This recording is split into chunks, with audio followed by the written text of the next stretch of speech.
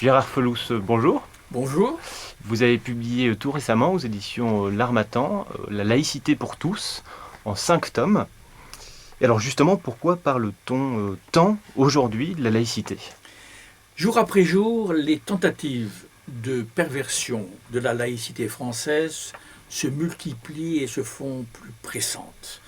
Dans la profusion des débats, certains tout à fait légitimes, se sont glissées des remises en question destinées à modifier cette laïcité. Ainsi, elle a été affublée de nombreux qualificatifs. Je peux en citer quelques-uns.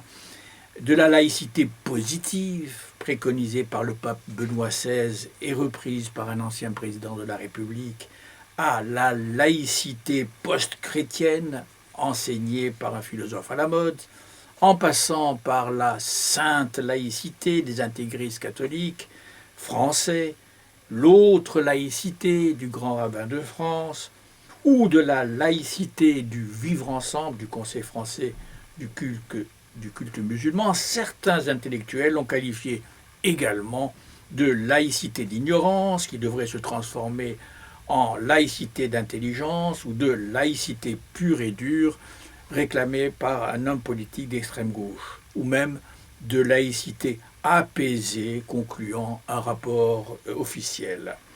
La laïcité est ainsi menacée d'être mise à toutes les sauces, diluée, réinterprétée, accommodée, comme ce fut le cas au Québec, et remise à la convenance de chacune des religions présentes en France, en une tentative d'ouverture d'une nouvelle guerre des religions. Je rappelle que c'est en 1989 qu'un débat politique, malsain du reste, s'est ouvert sur la place publique française à l'occasion de l'affaire dite des foulards islamiques portés par de jeunes collégiennes pour des tendances extrémistes de l'échec de la politique française. Elle devient un combat contre l'islam. Dans le même temps, 3 phénomènes sociologiques marquent ce début du XXIe siècle. Le premier est la poussée de l'athéisme et de l'agnosie qui fait que la proportion de non-croyants est quasi majoritaire dans la population française. La seconde est parallèlement, de nouvelles pratiques religieuses tentent de s'imposer avec de pressantes revendications dans les services publics, à l'école, à l'université, dans le système santé, dans les armées, dans les communes et collectivités territoriales. Ces revendications religieuses ont également fait leur apparition dans l'espace public, dans la rue, jusque dans les campagnes électorales politiques.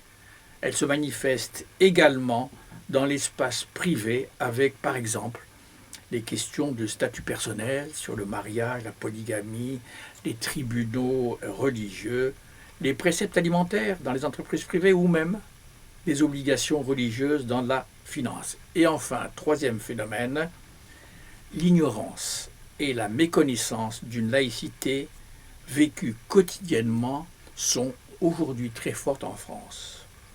Et c'est ainsi que je voudrais démontrer dans ces 5 volumes de la laïcité pour tous que celle-ci ne souffre d'aucune adjonction, d'un quelconque qualificatif. Elle est le produit de l'histoire de la France, d'une époque, il est vrai, mais elle est devenue constitutive de la République au même titre que ses valeurs d'égalité, de liberté et de fraternité. Et quelle approche avez-vous privilégiée? Ainsi que le souligne le préfacier Daniel Keller, qui est grand maître du Grand Orient de France, je le cite, « C'est un voyage au cœur du droit de la laïcité qu'invite cet ouvrage qui, selon sa propre expression, se présente, et je le cite encore, à proprement parler comme une somme qui constituera une référence pour tous ceux qui voudront connaître dans tous ses détails le territoire d'application de la laïcité. » Plus de 110 ans après sa conception et son adoption, le corpus juridique de la laïcité est mal connu ou ignoré, je le rappelle, dans ses ouvrages. L'enjeu, aujourd'hui, et que chacun et chacune s'approprie cette laïcité pour tous, non seulement ses principes fondamentaux, qui font l'objet du premier tome, mais également les détails de son riche corpus juridique exposés dans les tomes 2 et 3 qui répondent à maintes questions que certains semblent découvrir aujourd'hui, tout comme les quelques exceptions à la laïcité détaillées dans le tome 4. Si l'encadrement de la juridique de la laïcité est précis, détaillé dans les 4 premiers volumes, le tome 5 n'ignore pas ces évolutions historiques, sociologiques, philosophiques et politiques qui l'ont marqué. Ainsi, les débats sur la laïcité doivent s'inscrire dans un état de droit. C'est finalement à la représentation nationale que revient la prérogative de modifier et éventuellement une partie ou une grande partie du corpus juridique de la laïcité. Cela n'est pas le rôle des cultes ni des lobbies de lui apporter des amendements dans son application, ou même de l'interpréter pour que chacun le mette à son goût. C'est aux juridictions que revient la charge de garantir son application. En quoi se différencient les 5 volumes de la laïcité pour tous? Alors le tome 1 détaille les 4 principes juridiques fondamentaux de la laïcité, je les rappelle ici. Premièrement, la liberté de conscience, de conviction et de religion. Deuxièmement, l'égalité et la non-discrimination envers les citoyens. Troisièmement, la séparation des religions de l'État. Et quatrièmement, la neutralité juridique de l'État. Ces principes sont inséparables et s'opposent à tout communautarisme. Le tome 2 précise dans les lois et règlements nombreux le statut des associations cultuelles, le financement public et les avantages fiscaux accordés aux cultes, la mise en œuvre de la laïcité dans les services publics comme l'école. Le tome 3 traite de l'exercice du culte dans les espaces publics ou privés, tels que les édifices du culte, les lieux d'inhumation, les cérémonies publiques, mais également du statut personnel, mariage religieux, divorce, parentalité, nationalité ou dans les entreprises.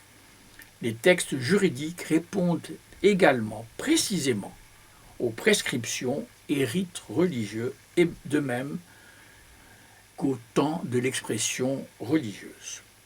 Le tome 4 détaille les exceptions au droit commun de la laïcité, car il en existe, dans les départements concordataires d'Alsace-Moselle ou dans les départements et collectivités d'outre-mer. Ces exceptions s'étendent également à certains statuts diplomatiques ou à l'école privée confessionnelle. Enfin, le tome 5 rappelle que la laïcité est le produit de l'histoire de la France. Elle est également la résultante de son évolution sociologique ou de concepts philosophiques qui l'ont sous-tendue.